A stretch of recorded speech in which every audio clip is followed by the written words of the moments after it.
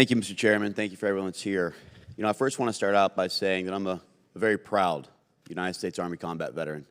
Served a lot of my time overseas, happily spent a lot of that in Fort Bragg in the 82nd Airborne Division, where I served with a Cambodian gentleman who was born in Cambodia and lived in Los Angeles. Served with a black gentleman who was born in Brooklyn. I served with a Caucasian gentleman who was born in Lombard, Illinois. There was quite a bit of diversity.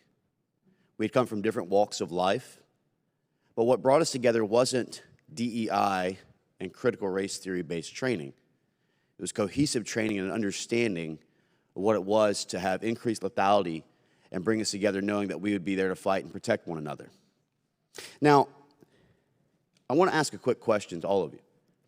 When's the last time each of you had walked through Arlington Cemetery?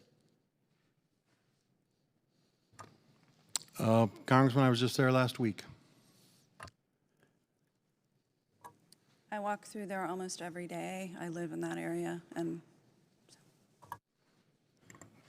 2 years ago, Congressman. Congressman, I used to be the Chief of Staff to the Army Secretary, which, as you know, is the executive agent for Arlington. So it's been Excellent. a few years. So then you could all answer this question very easily. How is our headstones aligned? Are they in rows by race or by gender or by what their religious belief is or their sexual orientation? Some of them are done by religious belief. Those Jewish service members have a different tombstone than a cross, but you know, they are aligned diagonally and make sure they're in line as in formation. But is it aligned by their race or by their genders? It's not. I'll help you with that. It's aligned by who you were fighting and who you died beside, what battlefield that you fell on, what ultimate sacrifice that you made for this nation. Now, that seems like a really positive thing whenever you talk about the fact that they didn't look at who it was that I was next to that I died, but the fact that we were all fighting the same fight, because at the end of the day, we all bled green. Kind of the military I came from, where we believed in increased lethality and readiness and not CRT, DEI, and pronouns. But as I said before, Mr. Cisneros, we absolutely, 150%, can out-pronoun every single one of our adversaries. And China and Russia, I'm sure, are quaking in their boots over this.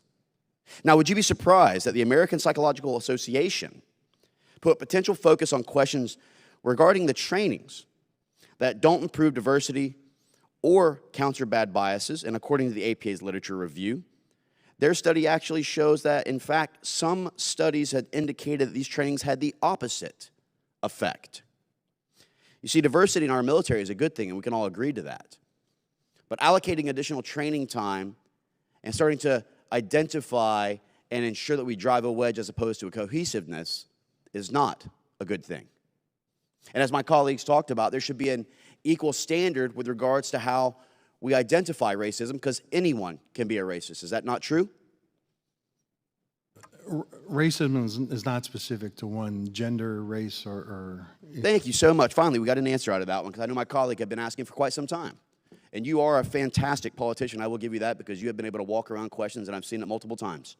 Since implementing DEI, have we seen our recruitment numbers increase?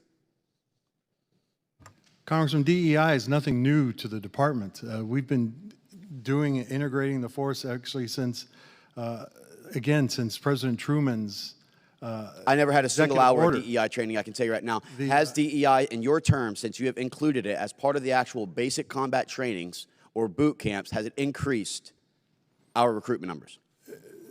Again, this training is not new. DEI training. We have never had it in my military time. So you're going to tell me that this was in place when I was in the military. Is that what I'm you're going to try tell say? you, when I was in the military, we did have diversity training. We did have equal opportunity training.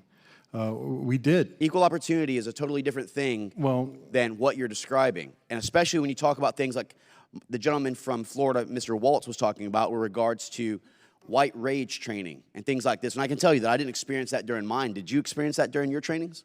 I did not experience that under my training either, but I will tell you from what the superintendent of West Point has said, they're not conducting that type of training at West Point either. Do you think that our recruitment numbers are where they need to be at 25,000 in deficit? I am telling you, we do have a problem with recruiting. And do you think that has anything to do with the morale that has been killed and determined that DEI and CRT has become the priority over increased lethality and readiness of our U.S. forces? I would say our readiness of our forces is the most important thing. This nation is ready to be defended by our armed services. Well, then I look forward to you actually prioritizing our, DEIA is recruitment not and our actual lethal force DEIA strategy is as not the opposed to problem with DEI. Thank you so recruiting. much. And with that, I yield back my time.